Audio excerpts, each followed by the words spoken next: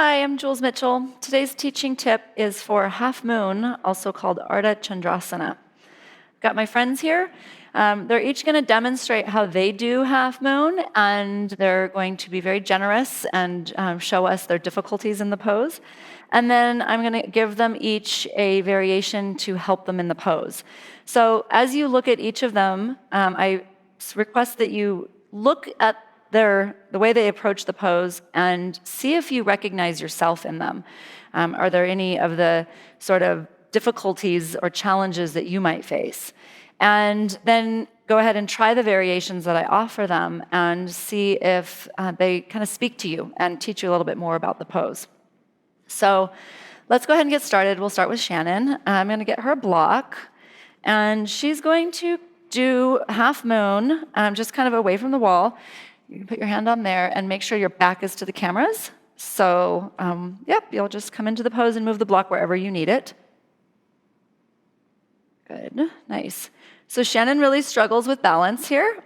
She tends to fall forward a little bit, and the back leg tends to lose its stability. The back leg is really the driver of the pose. So come on up. Okay, so now she's gonna use the wall. So really what I'm doing here is I'm closing the chain for her so that she can push out through all of her limbs to find a little bit more stability in the pose. So you'll move the block wherever you need to. Move it back to the right a little bit so it's more past the little toe. Yeah, good. Perfect. And she'll just keep her top hand on her hip because the arm up top is just for decoration. Excellent. Good. She's trembling because it's so much work. But now this leg isn't just hanging in space, and she's able to push into the pose to help talk to the bottom leg. Are you all right? Okay, so I'm going to ask her to do a couple things. I'm going to ask her to drive the ball of her foot more into the wall. Yep, and that turns her even more and lifts the front of her pelvis. That was really, really, really good. Excellent. Okay, and then when you're ready, you can come on out. How'd that feel? Good? Big smile I got from her. Okay, next. Come on over, Kristen. Here's a block. Have your back to the cameras so people at home can see.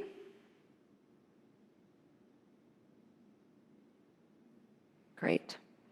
So one of Kristen's little habits is that she turns her bottom foot in. I know that we don't have a good bright mat here, so you can't necessarily see, but you always want your toes pointing straight ahead or the bottom foot pointing straight ahead. This is kind of the cue you hear. So because of the lack of balance she has in rotation, she sort of rotates her leg in so that she can just muscle through the pose and avoid the real work of the pose. When we ask her to turn her foot straight, she loses her balance. So we're going to give her the wall for that. So go ahead and come on up. Take the block with you. Kristen's going to have her back to the wall. So if you're standing on your right leg, then your right glutes will be touching the wall. The top leg won't be. And if it's the left side, it's the other. So you're not putting your whole body against the wall, just the glutes of the standing leg. So go ahead and come on up. Nice. So now she has her foot straight, and she can sort of rest on the wall a little bit so she has her balance. She can do all of the work in the pose now. Are you feeling okay?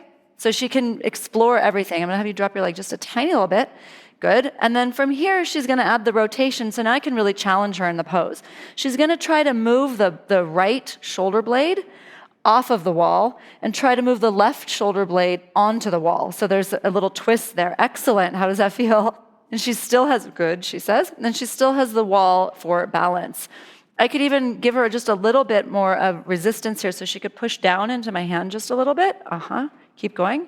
And that will help the bottom leg get really strong in rotation. Can you feel that? So there's some isometric work being done here. I can give her this adjustment, and then I can I'm going to remove my hand, but you're going to keep doing that kind of muscle work, so it's all isometrics. That will get you to balance with your legs straight faster than if you just hang out. Okay? Come on up. She's got a big smile. How'd that feel? It was great. Awesome. Okay, Elaine.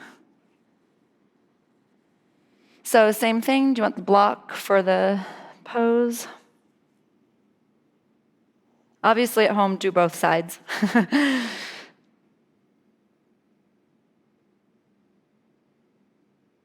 Good, nice.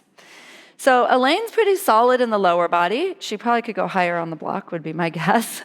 But what we want to do is kind of some of that work that I talked to Kristen about. We want to really reach the upper body. So I'm going to give her a different variation. Come on up. With a chair.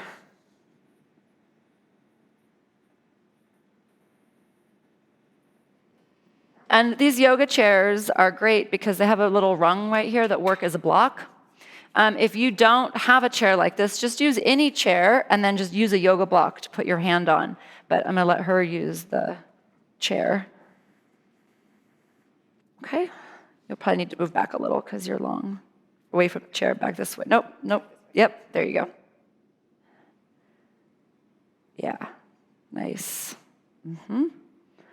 Straighten the bottom leg. Good, there we go. Awesome.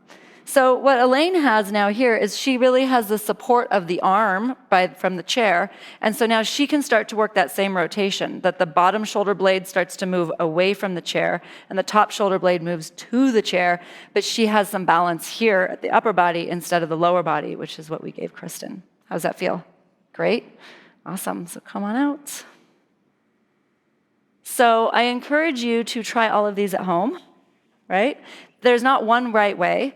And one that works for you today might work for you for a few weeks, and then as your body remembers and you change, then you might move on to a different version. Just explore them all. Let me know what you think. Leave some comments down below, and I'd be happy to answer you. See you next time. Thanks.